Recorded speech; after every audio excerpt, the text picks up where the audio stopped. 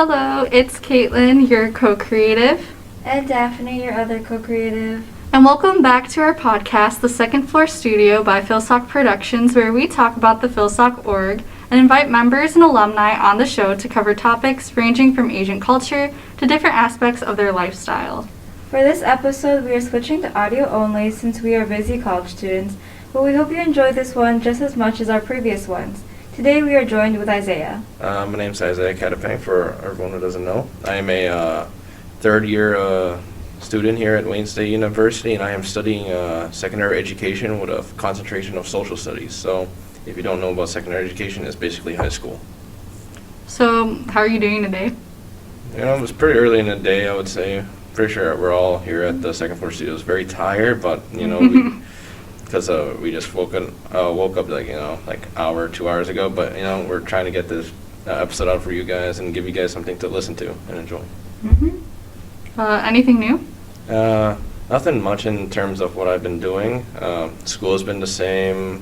The FIL-SOC org, we're transitioning to a new month, so I have to get going into that. And esports, nothing really usual. Nothing really that drastic to note, but we're still continuing doing what we were doing, and hopefully gonna increase the presence of esports in Wayne State. How about you, Caitlin? I'm doing fine. School and volunteering is keeping me really busy. But volunteering has been really fun, and working too. It's been really fun getting to know a lot of the students. And we're halfway through the semester, so trying to stay positive until the end. Yay! How are you doing? I'm okay. Kind of like you said, we're halfway through the semester. So I feel like, midterms and all the professors are getting out bigger assignments. But we're filming this after Halloween and had a good Halloween weekend with our roommate Giselle and my other friend Pat. So shout out to them if they're watching. I hope they're watching. But yeah, I'm overall okay. So today in this episode, we will be talking about memories of FIL-SOC and the second floor hangout, as well as getting to know more about Isaiah as a board member and as a future teacher. But before we get started, please stay updated with us on our org's social media on our Facebook page at FIL-SOC and Instagram at WSU_FIL-SOC. Our podcast will be uploaded on our YouTube channel, FIL-SOC of Wayne State University.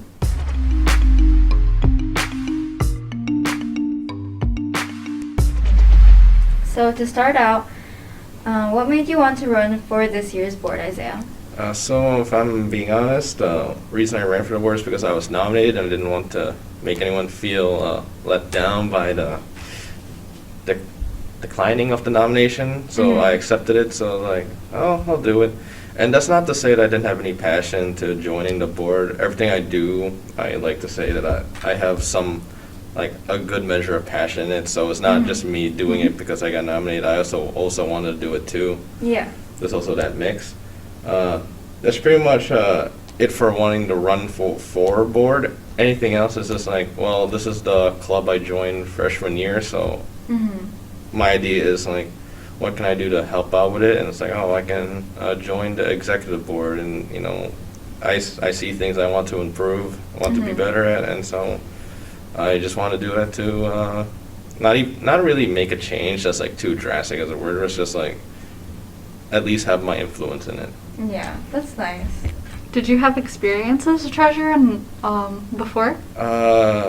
Before, yes, because I was nominated because of my quote-unquote experience. First, I did intern with the treasurer of my year. I believe that was Mariah. And then second of all, and then later on for esports, I was the treasurer for my sophomore year. Oh, that's cool. And then junior year, I got elected this position. Esports, I am now the secretary of the esports club. So quite changes in my board positionings in different clubs, but Yeah. how it is. Yeah, that's nice. But you're on 2 e-boards, so that's cool. Yeah, you have a lot on your plate then. 3. 3, and then being a college education ambassador too. So a lot on my plate, but Yeah. It's what I signed up to do, so I can't complain. Before becoming a board member, what were some highlights that you can remember from hanging out on the second floor? So the best experiences I do have from when it was second floor is when everyone started playing cards. Because, you know, I'm a fire penguin. We're Yay! there you go, see? We're good at, you know, a lot of things, of course. Best family in the world, I guess. Oh, okay. Harana! I can't speak for that. I will say that FPs are known for their love of card games and winning those type of games. So let's just say that if someone brings out a deck of cards, all FPs in the area will stop what they're doing and play some good old cards. Shout out to Andy. Do you have like a favorite card game or like ones that FP specifically play? For FPs, I know that Andy likes playing Shampoo, but my personal fave game is either Euchre or ERS, Egyptian Wrath Crew, or Slaps. Take whatever name you prefer. Also, what are some of your favorite memories from external events? From external events, I've only been to one, and that was Battle of the Bamboo. And personally, that would be like the one external I wouldn't try to miss at all, because it's just so fun seeing all the dances and hanging out with all your friends in Chicago. And then after that, you can do whatever you want. You can hang out with your people in the hotel room, go out to eat. Oh, there was this one place in Chicago that we went to right after Battle. I forgot its name, but it was very good. It was some very good food, personally. That's nice. Personally for me, just as someone who was like attended or FIL-SOC online last year, I'm excited for our PCN in February 2022, which is weird to say, but yeah, I'm excited for our board's PCN made by our co-culturals. Yeah, like it's a nice like change because like, you know, last year we were all online and so like now everything's coming back to like how it used to be. Yeah. I hope so. I want everyone to experience a Battle of the Bamboo at least once. Honestly, it's, well, the most, I would say, you shouldn't really miss it personally. It's just a very good experience, like culturally wise and socially. For anyone who doesn't know what Battle of the Bamboo is, can you explain it a little bit? Yes, of course. Battle of Bamboo is, let's just say, like, you know how it's like it's like akin to like a talent show, but instead of like a talent show, it's, well, let's just go with more personal. Instead of like a personal talent show, it's more of a school, and instead of a talent show, it's more like a dance contest. Yeah. And I would even say like it's more than a dance too, because it incorporates some modern aspects, but also it's more traditional dances too. Yeah. That incorporates costumes and storytelling, stuff like that. That's what Battle of the Bamboo is, hosted in Chicago. And it's just a pretty good experience because it connects you to the, you know, your culture in a different form than what you're used to. You're used to just like hanging out with people and going to like Filipino parties, stuff like that. But Battle shows you a more creative side of Filipino culture, which is dancing. Yeah. That's really nice. How long does the stay usually for? Stay for Battle? Yeah. We stayed there for only 3 days, because was it even 3 days? I'm trying to recall. I think only there for like 2 or 2.5 days. Okay. We arrived day before, you know, get situated in our hotel room and hang out with everyone, explore the city, and then day 2 is when we go to the event itself, which is Battle. Then after Battle, like the event itself, you go out again and eat. And then 3rd day is when I left. Personally, I know others that still stayed around for more, that kept exploring the city. Alright, that's nice. So now moving on to question time with additional questions for Isaiah. If you guys didn't know already, Isaiah is becoming a history teacher. What made you want to become a teacher, Isaiah? So me wanting to become a teacher stems from just me wanting to help people personally. I figured out what can I do when I'm as a professional. What can I do to like make the most of my? It's not, life is too big of a word. It's just with my profession, like my ideal profession, and that ideal profession was teaching, because I said, well, first I don't like how other teachers teach. I feel like they're just very bad at their job personally. I'm not gonna say their names, but Yeah. I just felt I could do a much better job at it. And then second part of that is more of my personal bias, because I do like history. My love for history started when I was young. When I was flipping through channels, I found a history channel, and then my remote died. So I was stuck with the history channel. Needless to say, that really grew my interest in history until I said, I can probably do this as a job. That's cool. And then from there, I keep hearing people saying, "Oh, history is my worst subject." It's like, it shouldn't be, personally. So like, I can help in that aspect. Yeah. But I want to focus more on about the helping people part, because as Filipinos, like, it's not really focused on a culture. Like, all humans have this, but we just want to help people. But like, the Filipino attitude is much more like helping people, no matter who they are, strangers or even random people. So I just saw that it just amplified my want to like help people, and as I said, teaching is one way I can express that want. What better way to help people is or help at least the country I have, is by educating the newer generation. Yeah. The people who are gonna take my place one day. Yeah, that's a really nice outlook on it. Have you ever had any like struggles, or like have you been doing well, like overall, in the process of becoming a teacher? Well, I mean, the only struggle so far is still just classes. I will have to take my teaching certification course at the end of my studies in Wayne State. Yeah. And then after that, I'll have to find a place to work, whichever place that will take me, and that will probably, I mean, depends on who's hiring. Yeah. But so far, I have nothing that bad yet. That's good. Unless you count for like classes. I have yet to do my student teaching. That's in senior year of education. Yeah. That's good. Like, I'm not too familiar with, like, the track on becoming a teacher, so, like, do you get your bachelor's, and then, like, what are the steps from, like, Okay, there? so, getting teaching, it is recommended you do get a bachelor's. I think that's, like, the entry point for most teachers. You get a bachelor's in, is actually technically a science of education. That's what the title is called. You're a bachelor in the science of education, with a concentration of social studies. So it's not really like you're a major in history, you're a major in studying that focuses on teaching history. Okay. And then from there, after you graduate, actually, I think for Wayne State, the capstone for you to graduate is to get your teaching degree. So you will get your teaching degree from any licensed place that can give it to you. And then from there, it's all about finding a place to work and teach in that school district. That's cool. Okay. We also heard that you moved from the Philippines to the U.S. when you were younger. Could you tell us a little more about that?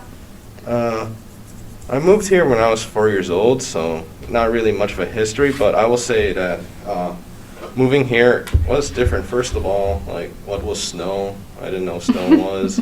First time I came here, I was like, it's so cold here. It's like much colder than like some of the mountainous regions of the Philippines when I was there. Did you come like during like the winter? I think so. So it was pretty rough when 4-year-old me didn't know what snow was, and it was very cold.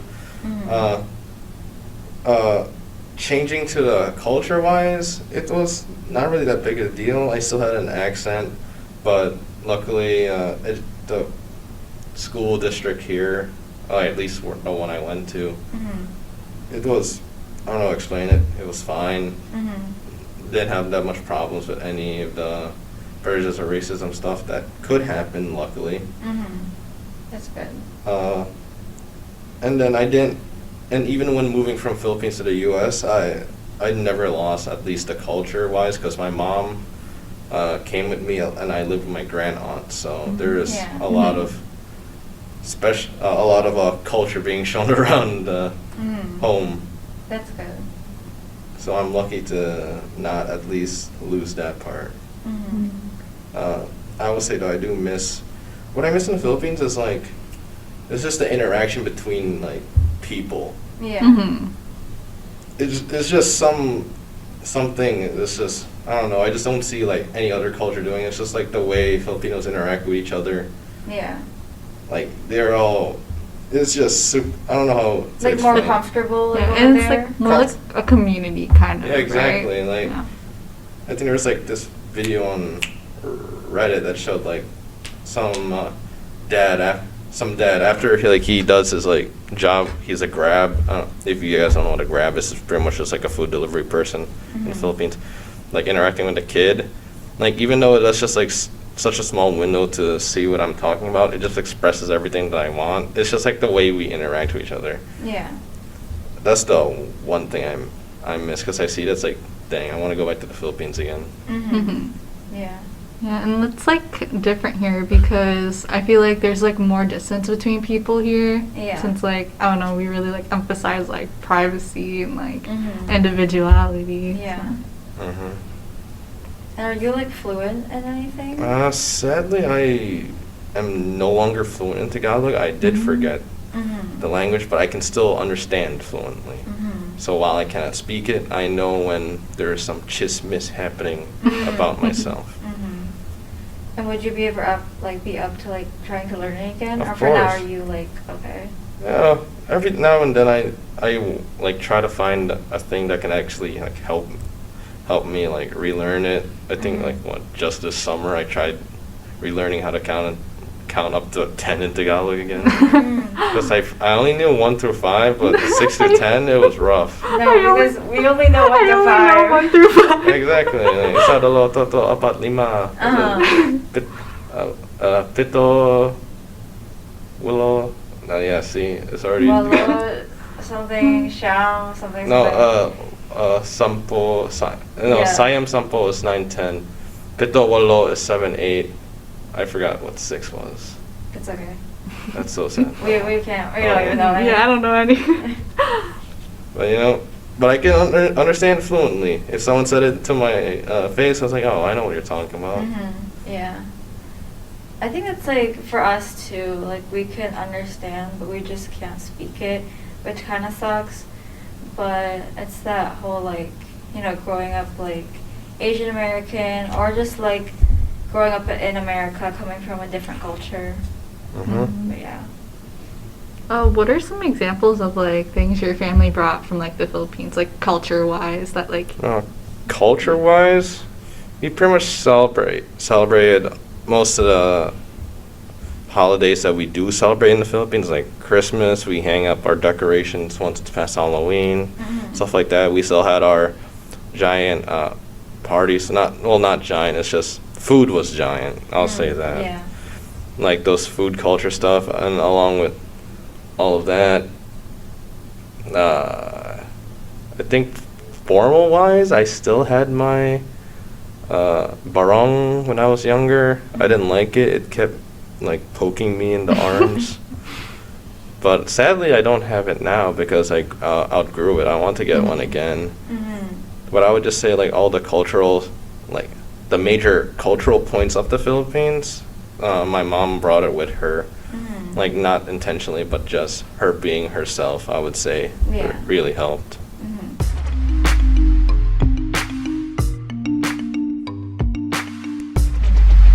We hope you enjoyed our 4th episode with Isaiah. Although there were a lot of good memories in FIL-SOC pre-COVID, now that we're back in person, we are better than ever.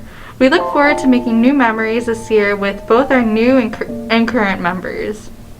Before we end the episode, do you have anything else you would like to share? Any last-minute thoughts with our viewers? Last minute thoughts, I would say, if you guys listening, stay strong. We're almost due to at least this semester. You can do it. We're gonna get through this together. If not, you can just come to the 2nd floor, ask any of us. If you just want to talk, we're there. And just make yourself feel comfortable, and we'll try our best to help you. Yes. That wraps up our 4th episode of the 2nd Floor Studio. Don't forget to follow us on Facebook and Instagram for updates on the podcast. podcast.